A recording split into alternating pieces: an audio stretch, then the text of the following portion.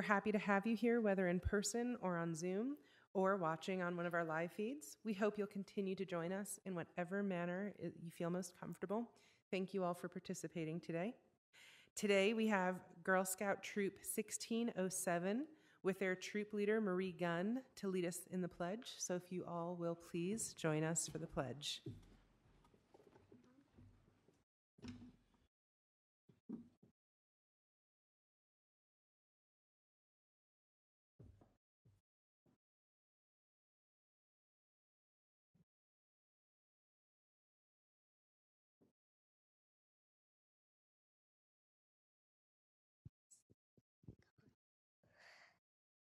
I pledge allegiance to the flag of the United States of America and to the republic for which it stands, one nation, under God, indivisible, with liberty and justice for all. Should we do a quick picture with them?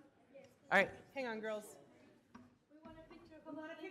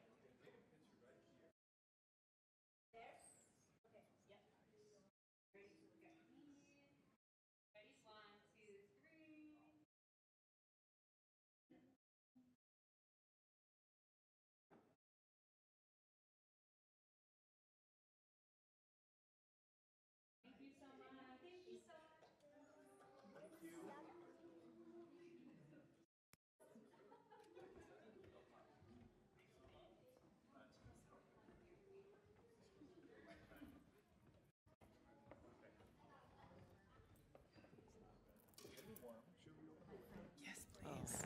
I'm dying. All right, that was the coolest pledge we've had this month.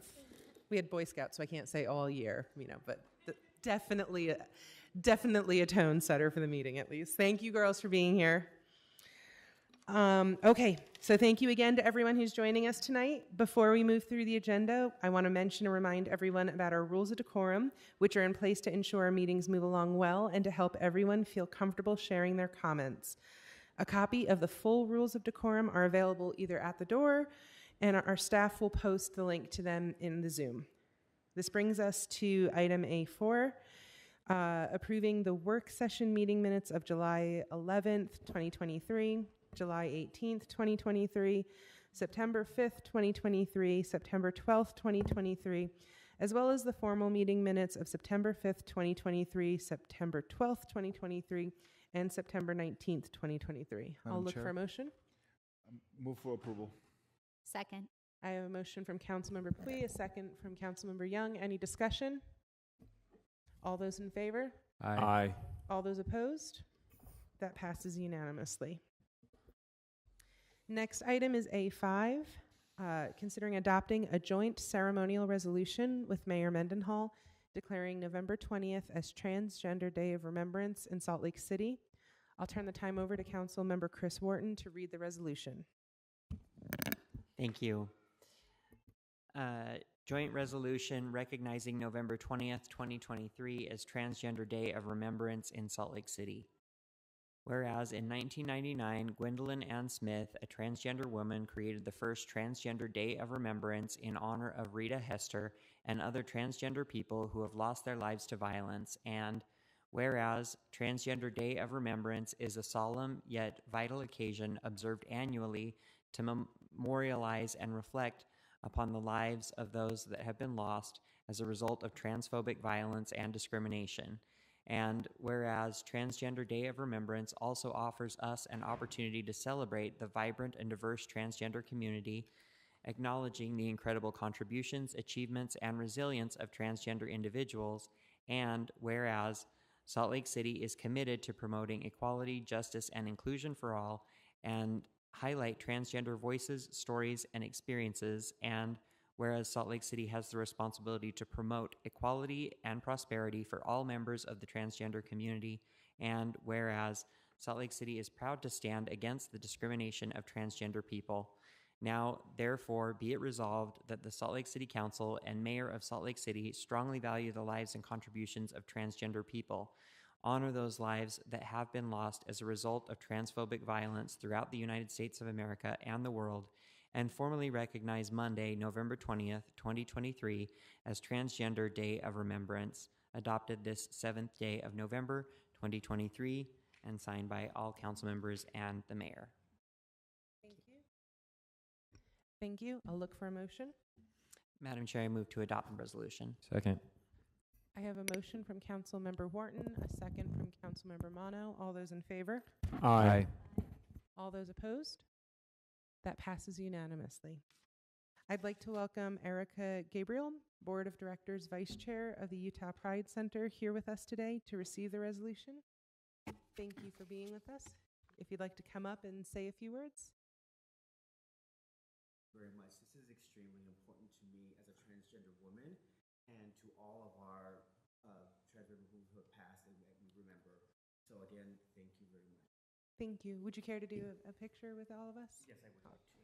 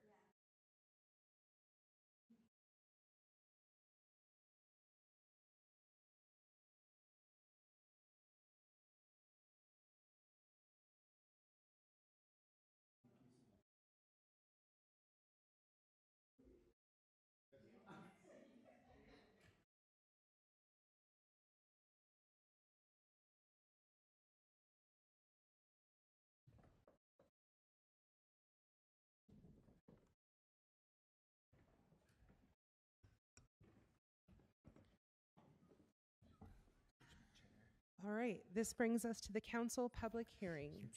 If you would like to comment on a public hearing today, we're accepting comments in person and online on Zoom.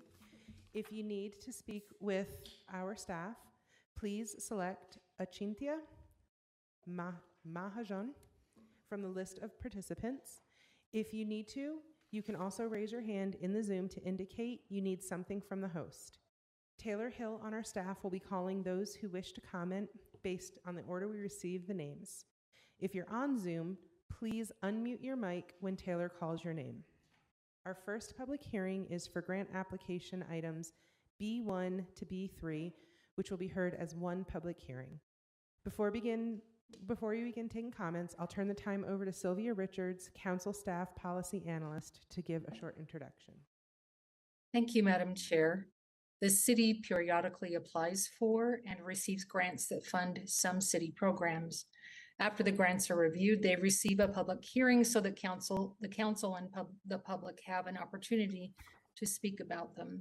And as you mentioned, there are 3 public hearings tonight. First is the fiscal year 23 Safe Streets for All Travel Well Schools Demonstration Grant, which funds a multimedia and digital mapping tool with an educational campaign to engage the community in the design and use of streets. Second is the Victims of Crime Act grant, a renewal grant, which provides salary and benefits for existing employees, as well as emergency funds to assist victims. Third is Know Your Neighbor Workforce Services Refugee Program grant, a renewal grant, which provides salary and benefits for one existing volunteer coordinator position. Again, these are funds for which the city applies. Thank you. Thank you, Sylvia. Taylor, please start with our first public comment. Thank you, Madam Chair. There is no one registered for these items. All right, thank you. I'll look for a motion. Madam Chair, I move that the council close the public hearing and refer items B1 through B3 to a future consent agenda for action. Second. I have a motion from Councilmember Dugan, a second from Councilmember Young. Any discussion? All those in favor? Aye. All those opposed? It passes unanimously. All right, the next item, B4, is regarding an ordinance for the North Temple Boulevard General Plan Amendment to not relocate Madsen Park. Before we begin taking comments, I'll turn the time to Brian Fulmer, Council Staff Policy Analyst, to give a short introduction. Madam Chair, I'm actually going to be doing the introduction for this one. The North Temple Boulevard General Plan Amendment public hearing relates to the identification for where Madsen Park should be. The plan currently identifies Madsen Park for relocation. The amendment makes a single change to keep Madsen Park at the current location of 1000 West and South Temple. The amendment also calls for reimagining Madsen Park to serve the growing resident population along the North Temple corridor. The council requested these changes during deliberations about the Parks Bond, which is funding improvements to Madsen Park. Thanks, Jen. Taylor, please start with our first public comment. Thank you, Madam Chair. We do not have anyone registered for this item. Madam Chair, Yes, sir. I will move that the council close the public hearing and adopt an ordinance amending the North Temple Boulevard plan to keep Madsen Park at the current location and explore how to reimagine it. Second. I've got a motion from Councilmember Pui and a second tie between Wharton and Dugan. Any discussion? All right, all those in favor? Aye. All right, that passes 6 with Councilmember Valdemoros being absent. For the record, that was the same as the last vote as well. Thank you. I didn't recognize that. All right, so then we'll move on to item B5 regarding an ordinance rezone at 2157 South Lincoln Street. Before we begin taking comments, I'll turn the time over to Brian Fulmer for real this time, Council Staff Policy Analyst, to give a short introduction. Thank you, Madam Chair. This is a proposal to amend the zoning map for an approximately 0.7 acre parcel at 2157 South Lincoln Street in Council District 7 from its current RB or Residential Business District zoning designation to CSHBD2 or Sugar House Business District. In addition to the subject parcel, which is on the northeast corner of Lincoln Street and Elm Avenue, the petitioner owns other adjacent parcels which are currently zoned CSHBD2. Under the proposal, an apartment complex would be constructed on the adjacent parcels, and the Victorian home on the subject parcel would remain and be used as amenity space for apartment residents. Thank you, Brian. Taylor, please start with our first public comment. Thank you, Madam Chair. We have 3 people registered to speak to this item. The first will be Lynn Schwartz, followed by Judy Short, and then Rebecca Davis. Lynn is here in person. My name is Lynn Schwartz. I support the rezone sought by the developer from RB to Sugar House Business District 2 to facilitate the proposed project with 2 conditions. The first is the necessity of a development agreement for the reuse of the Victorian Mansion, which is a spectacular building and truly deserves preservation. A development agreement is required because we in Sugar House have learned to our chagrin that promises of developers are written on the wind. The second condition concerns the width of the sidewalks. The zoning requires 10-foot sidewalks, and we fought hard for this provision to be included in the zoning. It is beyond discouraging to see one of the first projects to come before us asked to disregard this provision. Does Salt Lake City want to have a walkable city, or does it not? Does it want to reward developers who cannot manage to design projects that actually comply with the existing zoning? We all know that it is the developer's choice to wring every penny from a project, but really, is it so hard to comply with zoning that is trying to meet the goals of a more pedestrian-friendly city? If this is allowed, you can be sure it will not be the last time this is requested. And while the planning staff and planning director felt that it was okay to cut the sidewalk width in half from the required 10 feet, it was a decision that was extremely discouraging to us and should not be allowed. Next will be Judy Short, followed by Rebecca Davis. Judy is here in person.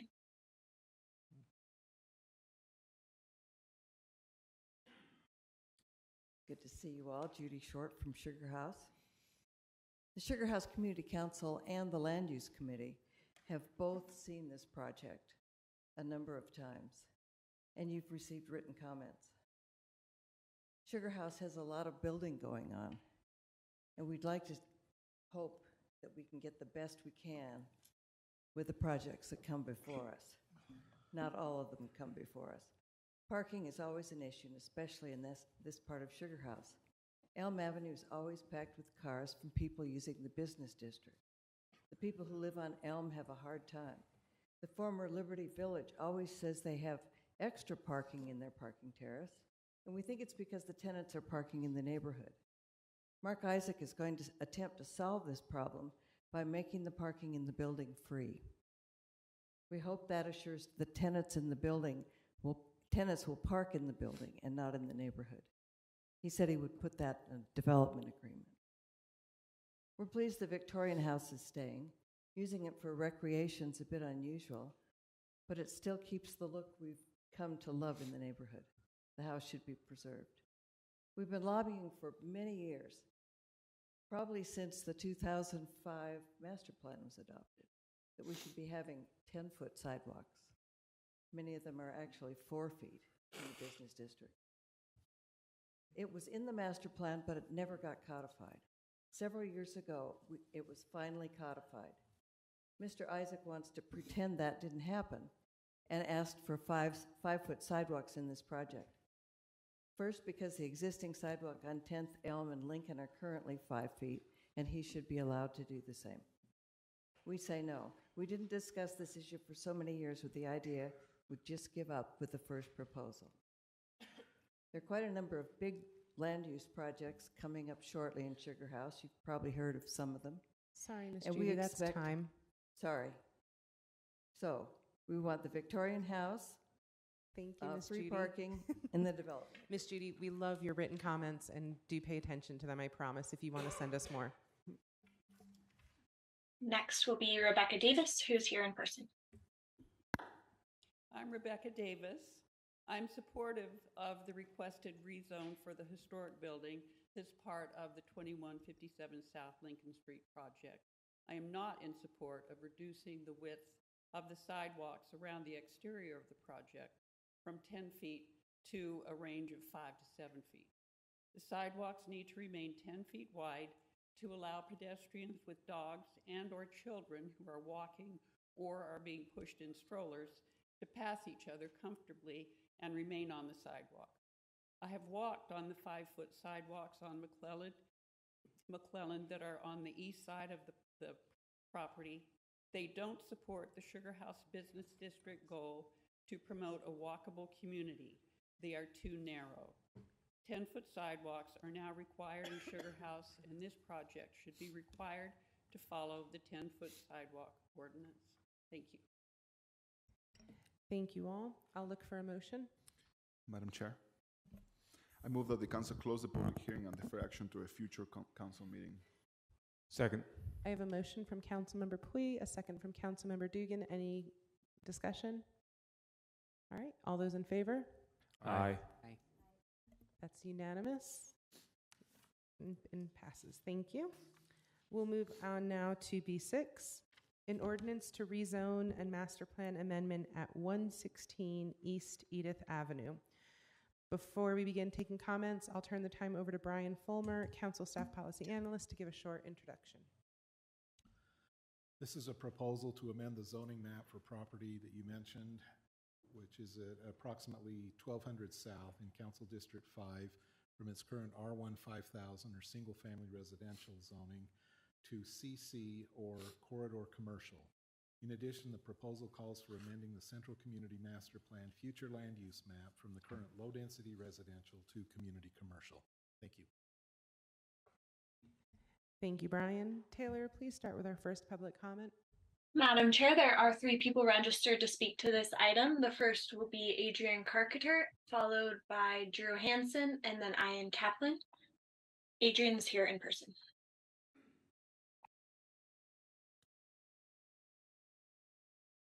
thank you for taking a moment to listen to me. My name is Adrian Corrector.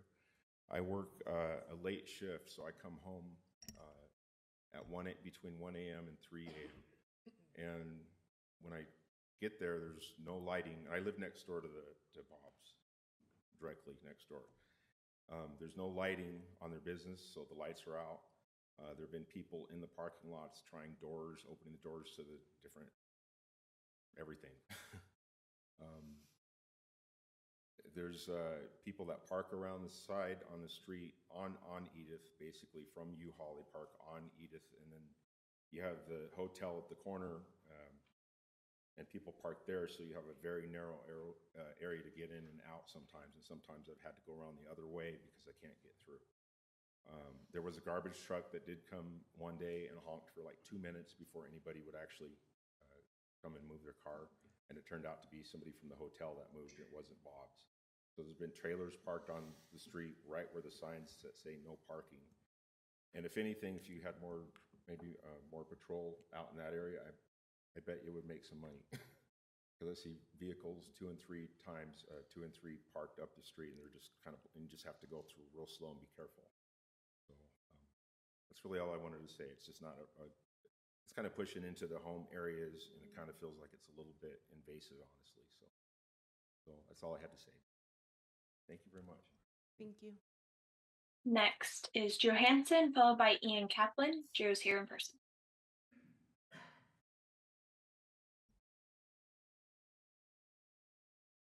Thank you very much for your time. I also live next door to the property that's discussed. I would like you to consider that this is a residential neighborhood that has suffered with decisions that have been made about zoning in the past 30 years. Originally, where there is now a strip mall on the 13th South Side, there was a school.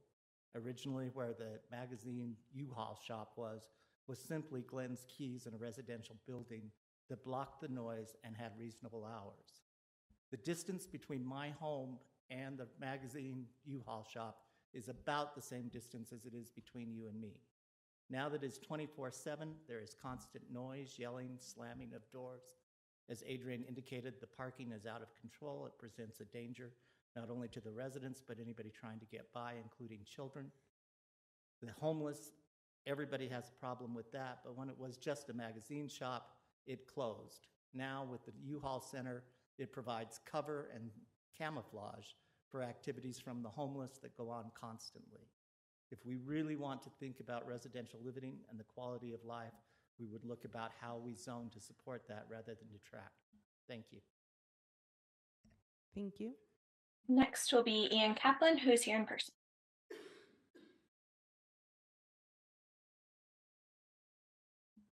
Greetings, Council. I'm a little taller here. Thank you guys for your time as usual. I know that your job isn't easy, and I appreciate your sacrifices all these nights that you come here. I'm the applicant on this. I represent the owner. He was trying to make it tonight. I think he's running a little late, but he's only occupied this property since the late 90s. He's always operated as commercial. The lot that's in question under the residential zoning has been operated as commercial since he's owned it, and as far as the best of his knowledge, probably about a decade before it. There's never been a residential home on this property. I think it's just a result of some patchwork zoning that was done in the past. If it remains residentially zoned, nothing will ever be built there. It'll just be a vacant lot, which doesn't work for our taxes. And also, I think attracts more crime than deters it. So the owner, during the planning commission, did receive some comments from the neighbors about the safety that you guys already heard of, the cars on the street. I'm under the impression, and I was told, that all the U-Hauls have been removed from the street and are no longer allowed to park there. I cannot confirm or deny if that's actually enforced, but I know that it was requested and asked of the tenant. And he doesn't have development plans for the property. I know everybody's kind of concerned that he's going to come in and tear this thing down and build a huge multifamily property, but he's really just trying to fix an underlying zoning issue. And this is the best way that he can go about doing that. Like I said, the property's been operated as commercial since, as far as I know, the late 80s, and nobody's done this in the past, so he just wants to come into compliance so that the law can be enforced in an appropriate manner for him. We've also been in touch with the community council for this neighborhood. As far as I'm concerned, and no, Bill had no issues or objections to this. I don't know if he actually formally submitted anything, but he seemed like it was straightforward for him as well and for the community. So if anybody has any questions here for me, I can be reached, and I'll be out in the hallway after the public hearing. So thank you guys for your time. Thank you. All right, I'll look for a motion. Madam Chair, I move that the council close the public hearing and defer action to a future council meeting. Second. I have a motion from Councilmember Pui, a second from Councilmember Dugan. Any discussion? All those in favor? Aye. Aye. Aye. Any opposed? That motion passes unanimously. Our next hearing is item B7 regarding an ordinance to rezone and master plan amendment at approximately 7220 South and 1734 Southwest Temple. Before we begin, we're going to welcome back our favorite council policy analyst, Brian Fulmer, for a short introduction. You'll probably be tired of me by the end of the night. This is the Brian show tonight. Yeah. This is a proposal to amend the zoning map for properties at 1720 South and 1734 Southwest Temple from their current R1 5000 or single-family residential to RMU 45 or residential mixed use. The proposal would also amend the Central Community Master Plan future land use map designations from low-density residential to medium-density residential. Thank you, Brian. Taylor, please start with our first public comment. Thank you, Madam Chair. There are 7 people registered to speak to this item. The first will be Ernest Lloyd Cox, followed by Mary Cox, and then Jeff Sandstrom. Ernest is here in person.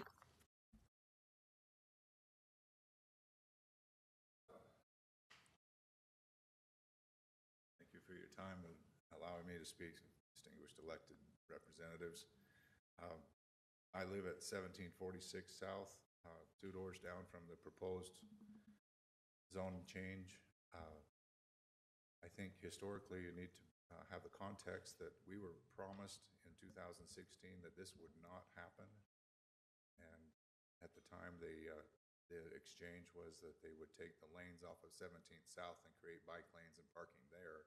But our street, West Temple, would be set at single-family residential homes and would not be threatened by developers or contractors. I think this is your first test if you're going to stand up and show your integrity for what you promised or not. Thank you. Next will be Mary Cox, followed by Jeff Sandstrom, and then Lars Sequist. Mary's here in person. Hi. I live 2 parcels away from the proposed amended property and that I purchased in 1994. I purchased it. I love West Temple. It's got the big trees that line the street. The homes have been updated and remodeled. A lot of them have, not all of them. Basically, I'd like for it to stay the same. The parking, as you hear over and over, is horrendous. I put notes on folks' cars so I can get my garbage cans out on Wednesday night. And with our change on the corner, we had 3 parcels about 2018 that became 24 condominiums. Very nice condominiums, well built by CW Urban, I believe. And they gave them, I think, 1.4 parking places. It's not enough. Everybody's trying to jockey into parking in the evenings after work. And so those are my comments. I love my area. I hope it stays residential, and thank you for your time. Next is Jeff Sandstrom, followed by Lars Sequist, and then Chris Townsend. Jeff's here in person. My name's Jeff Sandstrom. I'm a resident at 1496 South Main and was a board member of the Ballpark Community Council when the down zone of this parcel was completed. The primary reason for my opposition to this zoning change is that these parcels were part of the down zone to single-family residential that was approved by the Planning Commission and City Council on April 26th of 2016. The downzoning and land use map amendment was crafted to preserve the main residential core of the neighborhood's existing family residences, with the West Temple corridor being the backbone of the residential core. It was also intended to prevent developers from purchasing multiple single-family homes within the interior of the neighborhood to redevelop into higher density structures that are incompatible with the size and scale of the adjacent single-family homes. The other intention was to make the zoning consistent throughout the area with other surrounding single-family homes. The properties that were in commercial corridor zoning, for example, such as Main Street and 1700 South, were intentionally left off the down zone. Only the single-family homes in the interior of the neighborhood that had RMF 35 zoning were down zoned back to R1 5000. And these two parcels were included in that down zone. The adjacent properties to the south are single-family residences whose owners are also opposed. This proposed development is contrary to the current zoning and is an encroachment into the residential core of the neighborhood. Please do not change the zoning. Thank you for your time. Next is Lars Sequist, followed by Chris Townsend, and then Paul Svensson. Lars is here in person. I'm Lars Sequist. I'm the owner of the two applicant properties. Thank you for your service. It is notable that both properties are part of the Central Community Master Plan and not part of the ballpark plan. The area is developed very nicely, and all the newcomers to the area have brought an engagement and vitality to the area that has increased engagement of the ballpark community.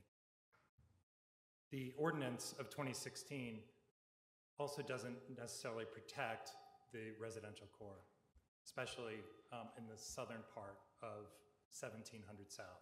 In the northern part, north of 1700 South, is the bulk of the ordinance. There's 90% of the properties are in the ordinance north of 17 South. South of 17 South, it's a multitude of different zones, including around these parcels. So I think that brings us back to the facts that the two applicant properties meet the criteria of city master plans to promote infill and development. They are large, underutilized lots. They are near public transportation and amenities. West Temple is a designated collector street. They are surrounded by commercial and multifamily zones, including RMU 45 touching the northern border of the property. Across the street is CB. To the west is CG zoning, touching the property. Also southwest is RMF 35, and then directly across the street are two fourplexes. The zone that I'm requesting, RMU 45, is the same zone as the property to the north, providing consistency, and it does fit with the surrounding area. I ask you to please approve these applications because of these reasons. Thank you so much. Next is Chris Townsend, followed by Paul Svensson, and then Amy Hawkins. Chris is here in person.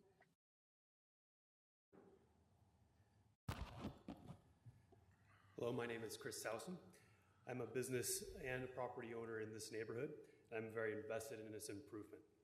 I support the rezoning of these properties to residential mixed use. The land in its current form is underutilized and does not add any value to what is becoming a vibrant part of our city.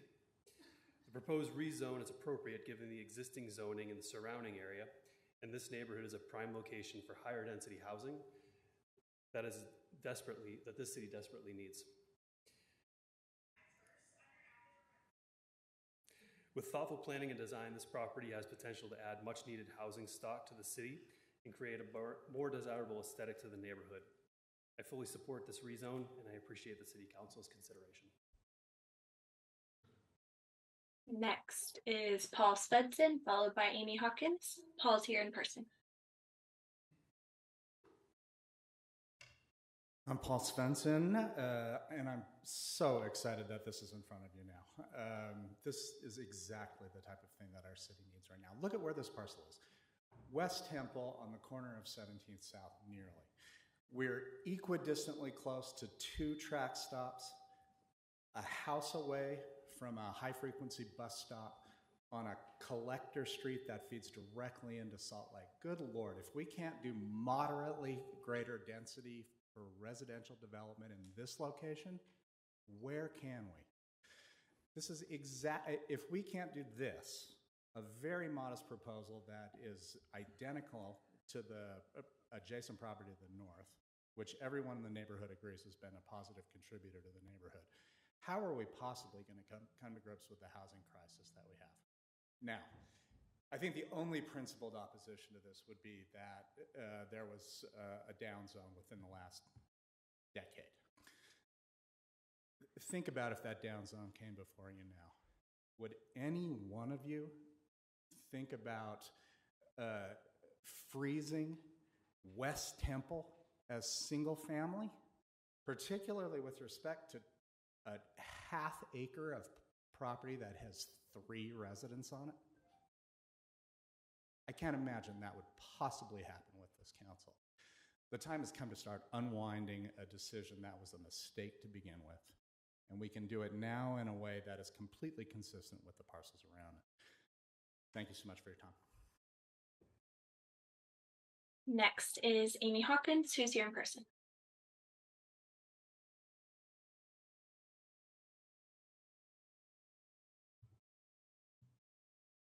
Thank you for your time and service, City Council members. My name is Amy J. Hawkins, and I serve as chair of the Ballpark Community Council. This past Sunday, I attended a presentation at the Natural History Museum on the Salt Lake City Heat Watch.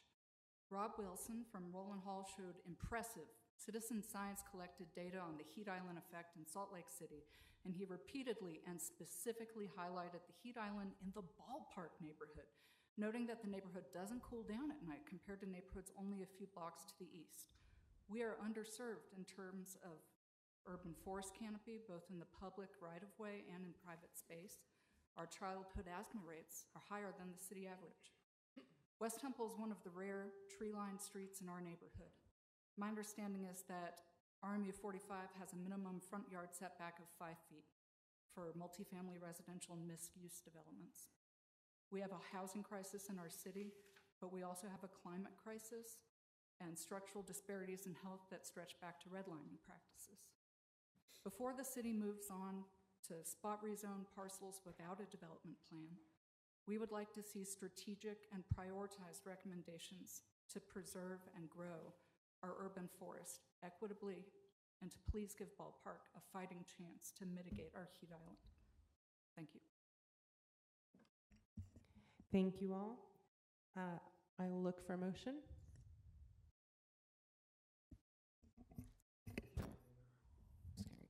I move that we close the public hearing and defer action to a future council meeting. Second. I have a motion from Councilmember Horton, a second from Councilmember Dugan. Any discussion? All those in favor? Aye. Any opposed? The motion carries unanimously. Thank you. Our next item, B8, is regarding an ordinance for an alley vacation at approximately 1518 South, 300 West. Turning to the most skilled man in the room, Brian Fulmer, one more time. This is a proposal to vacate 2 city alleys near the address mentioned. They are west of 300 West and between Andrew and Van Buren Avenues in Council District 5. One alley runs north and south between Andrew Avenue and to where it intersects with the other alley, approximately 150 feet to the south. The other alley runs east-west, beginning at 300 West and terminates approximately 300 feet to the west. Thank you. Thank you, Brian. Taylor, please start with our first public comment. Thank you, Madam Chair. We do not have anyone registered to speak to this item. Madam Chair, Yes, sir. I move that the council close the public hearing and defer action to a future council meeting. Second. I have a motion from Councilmember Pui, a second from Councilmember Dugan. Any discussion? All those in favor? Aye. Aye. All those opposed? The motion carries unanimously. Our next item, B9, is regarding an ordinance for Historic Preservation Overlay District text amendments. Ladies and gentlemen, for the final time this evening, please welcome back Brian Fulmer.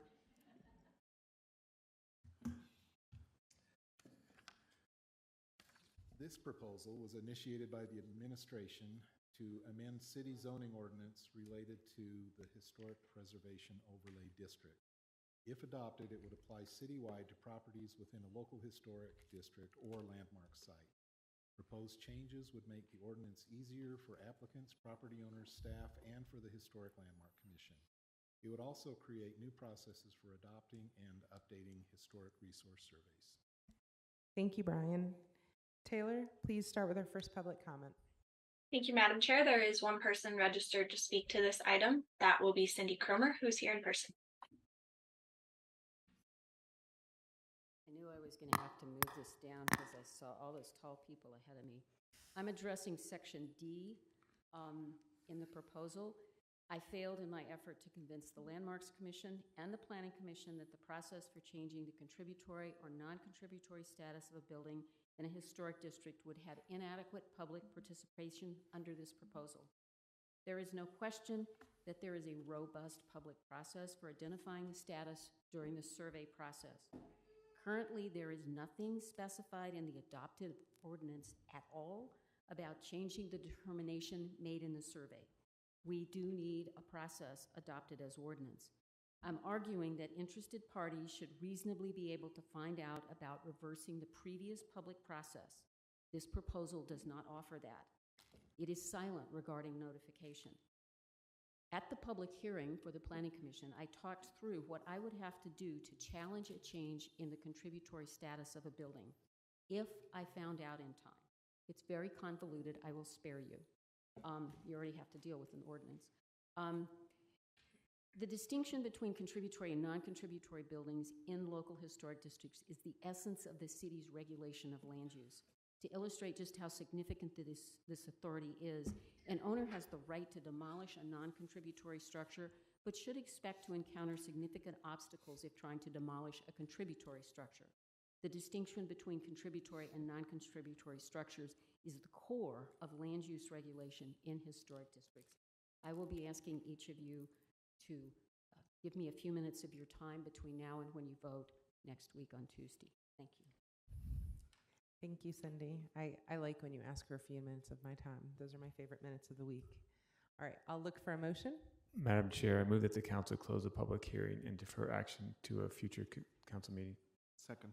I have a motion from Councilmember Dugan and a second from Councilmember Pui. Any discussion? All those in favor? Aye. Aye. Any opposed? The motion carries unanimously. And Madam Chair, Yes, sir. may I have a moment of personal privilege? Yes, sir. Cindy, set me up for a meeting, please. Thank you. All right. Our next item, B10, is a resolution regarding substantial amendments to the 2024 Consolidated Plan and 23-24 Annual Action Plan for Unallocated Housing Program Income Funds.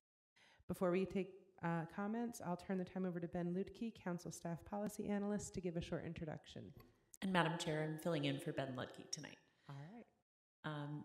This public hearing relates to amendments to the 5-year plan and annual plan for the unallocated housing program income funds that the council has discussed earlier this year.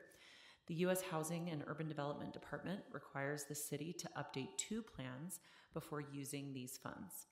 These amendments for this public hearing are to the 2020 to 2024 Consolidated Plan and the 2023 to 2024 Annual Action Plan. The updates recognize the funding as part of the current program year, identifies eligible activities that the city will use the funding for, and anticipates outcomes that advance the city's goals. If the council approves the substantial amendments after holding a public hearing, then HUD will have 30 days to review and approve the city's updated plans. Thanks. Thank you, Jen. Taylor, please start with our first public comment.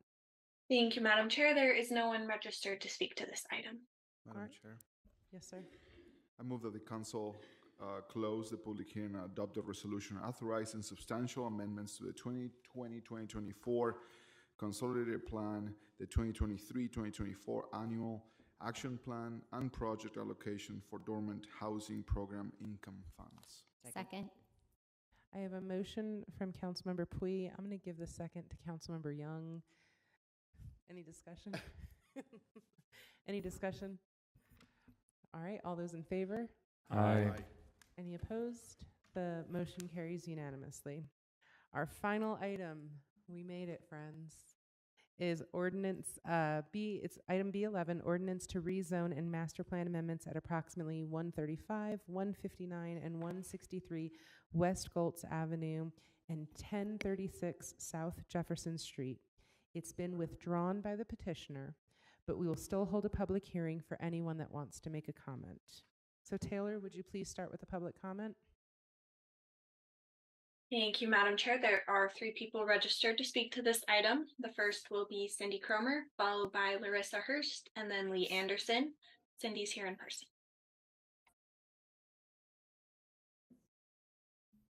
Hear me? Is the mic on? Oh, that's better. I'll just bend my knees. Good exercise. So I think there are lessons to learn from this. First of all, the developers seem to be operating out of sheer stubbornness, having not gotten his way in a previous public process. He was going to push forward with this rezone, even though there was an initiated proposal from the mayor. I have to comment on the stellar turnout from the neighborhood. The people who responded at the Planning Commission were really extraordinary in their organization, their depth of understanding, their articulation. My hat's off to them. Even though this has been withdrawn, they deserve some recognition for a great job. There were specific complaints from the neighbors about the results of the MU zone across the street, but the new plan perpetuates this dysfunctional zone. Please ask why as the new plan from the mayor moves forward to you. And then this is something I'm going to come back to over and over again. This withdrawn proposal exploited one of the few parks in the neighborhood. The park would have protected the views for the tenants in the new building, a huge bonus to the developer, and these tenants would have overwhelmed the park using it as a de facto dog park. We have another example of this kind of poaching of a city park in the East Downtown.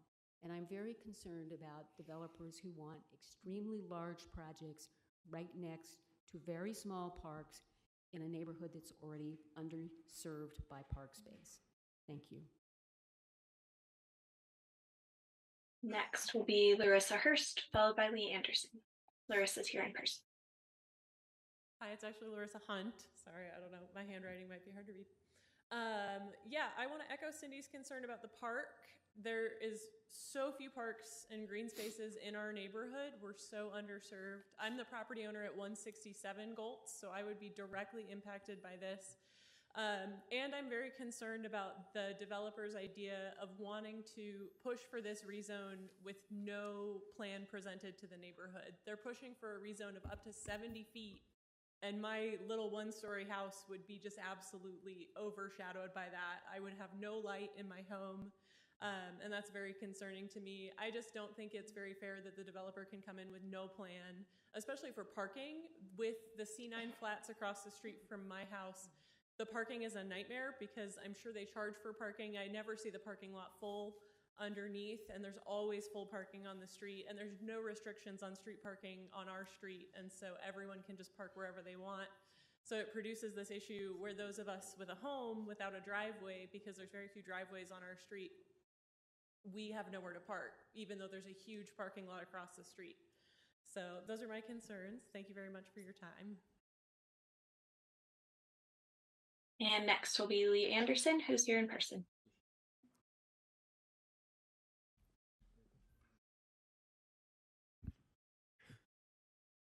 Good evening. They've withdrawn, so I'll keep this short. My main concerns are with the zoning itself. All the proposed lots, they are currently RMF 35. Originally, they were R1/5000. They're 5,000 square foot lots.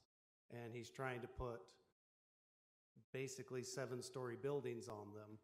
And my main concerns are with the zoning because it is an extreme zoning. It is meant for a more downtown situation, but we have a lot of developers coming in the area.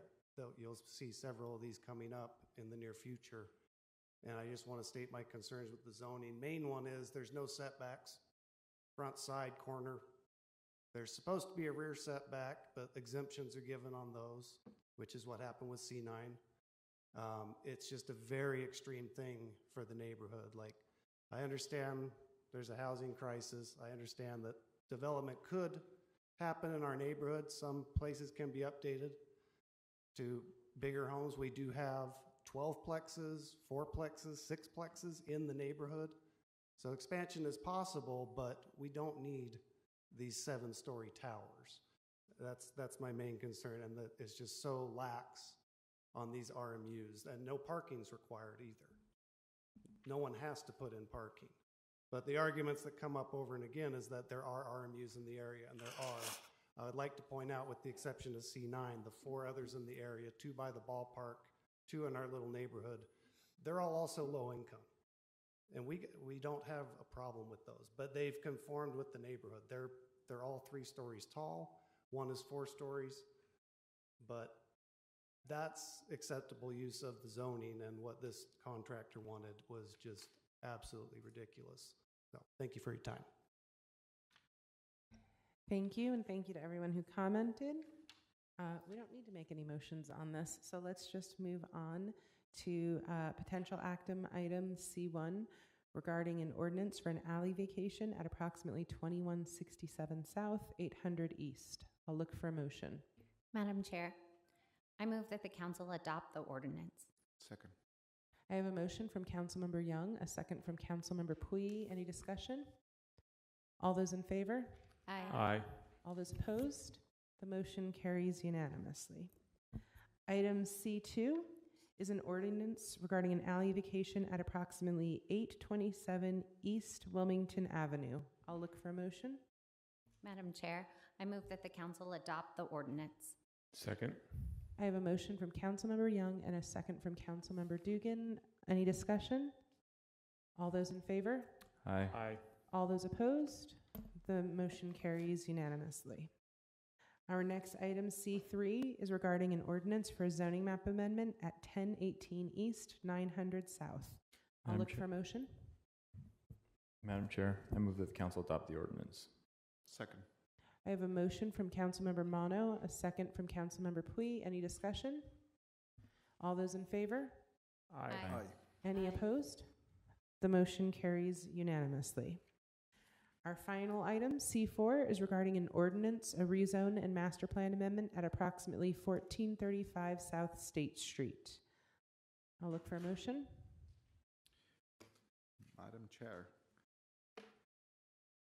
I move that the council adopt the ordinance rezoning the properties and amending the future land use map with the condition that the petitioner enter into a development agreement with the city that requires petitioner to do the following. 1, replace any dwelling units demolished with at least as many dwelling units as will be demolished. And 2, include a minimum of 40% of the building's ground floor facade fronting State Street as active uses allowed in the zoning district other than parking. All portions of such spaces shall extend a minimum of 25 feet into the building.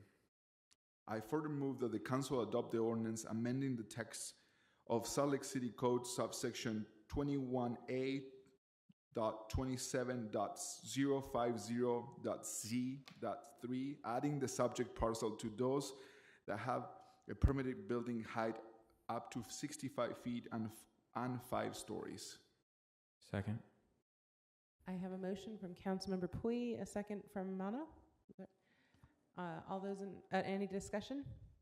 All those in favor? Aye. Aye. Any opposed? The motion carries unanimously. All right, so that brings us to questions for the mayor. Mayor Rachel, thank you for being here with us. Council, any questions, comments for the mayor? All right, I guess we're just really excited that you're here. Left us speechless. I can feel it. All right, we are now at the general comment portion of our agenda. As a reminder, for those of you joining in Zoom, Achintya Majan from our staff will moderate our Zoom and will message you with any questions about your registration. Staff is handling many tasks, so please limit messages to technical issues and minimal information updates. If you do need to speak with our staff, please select Scott Corpany from the list of participants. If you need to, please raise your hand in Zoom to indicate that you need something from the host. Taylor Hill on our staff will be calling those who wish to comment based on the order of registration or received comment cards. If you're on Zoom, please unmute your mic when Taylor calls your name. At the 2-minute mark, the host will announce time and your microphone will be muted. If you're unable to finish your comment, please send the rest via email, mail, or call our office. Taylor, you can begin with the first general comment. Thank you, Madam Chair. There is one person registered for general comment. That will be Cindy Cromer, who is here in person. Well, I have to start out with an apology because I really avoid double dipping. That's where I make 2 comments in one night. And this is just out of control with 3. But I watched most of your discussion on affordable housing this afternoon, and I have a couple of suggestions before you proceed with your discussion next week. This is extraordinarily complicated, and I was privileged to be on the mayor's task force. I have no idea how I got there surrounded by big fish. I'm a little fish, but there I was, and it was extremely informative and a privilege. I'm relieved to hear that you will be discussing this at your next meeting. I have some 47 years of experience managing properties, and I had a lot of thoughts while you all were talking. These new units will require extensive monitoring to avoid deception, and they are not without cost to the city. It will require the city to pay someone to check up on these units to make sure that they continue to be occupied by what you intended, as Councilmember Valdemora said. Your discussion about ownership is going to complicate enforcement considerably, and you're unlikely to be able to control whether the market rate units are owner occupied. And I think back to when I was investing about 20 years ago, and I found condominiums in buildings that had maybe one majority owner, which meant that as a little fish, I was not going to have a lot to say about how the property was managed. And I fled those opportunities. When a building is owned by a majority property owner and you're a minority, it's not a good situation. I fear that you could be recreating the situation that exists at River Rock condominiums in Central City. And that would be really unfortunate because it's a management nightmare. And I think I just ran out of time. Thank you. All right. We are now at the new business portion of our agenda. Item E1 is an ordinance enacting temporary zoning regulations. I'll look for a motion. Madam Chair, I move that the council adopt an ordinance enacting Sorry. I'm sorry, Katie. Oh. I'm running up. I'm tripping and running, sorry. Hi, Council, sorry to interrupt. I just wanted to raise for you that the temporary land use regulation currently says that it will expire on April 15th, which is not the full 180 days that is allowed under state law. So if you would like to have it extend the full 180 days, I would recommend adding that into the motion, and we can ensure that the temporary land use regulation is amended before it's signed. Okay, so I'll just add it to make it sure it extends for a full 180 days from the time of signature. Correct, rather than expiring on April 15th. Okay. Yes. Madam Chair, Yes, sir. Thank you, Katie. I move that the council adopt an ordinance enacting temporary zoning regulations authorizing temporary increase in overnight capacity at the Youth Homeless Resource Center at 888 South 400 West for a full 180 days. Second. I have a motion from Councilmember Dugan, a second from Councilmember Mono. Any discussion? All those in favor? Aye. Aye. All those opposed? The motion carries unanimously. Let's move on now to unfinished business. Item F1 is a resolution amending the interlocal agreement for 2023 election services. I'll look for a motion. Madam Chair, Yes, sir. I move that the council adopt the resolution authorizing an amendment to the interlocal agreement between the city and the county for the 2023 election services. Second. I have a motion from Councilmember Pui, a second from Councilmember Wharton. Is there any discussion? All those in favor? Aye. Aye. Any opposed? The motion passes unanimously. This now brings us to Section G, the consent portion of our agenda. I'll look for a motion. Move for approval. Second. I have a motion from Councilmember Pui, a second from Councilmember Mono. Any discussion? All those in favor? Aye. All those opposed? The motion passes unanimously. We are now at the end of our meeting. Thank you, constituents and council friends alike.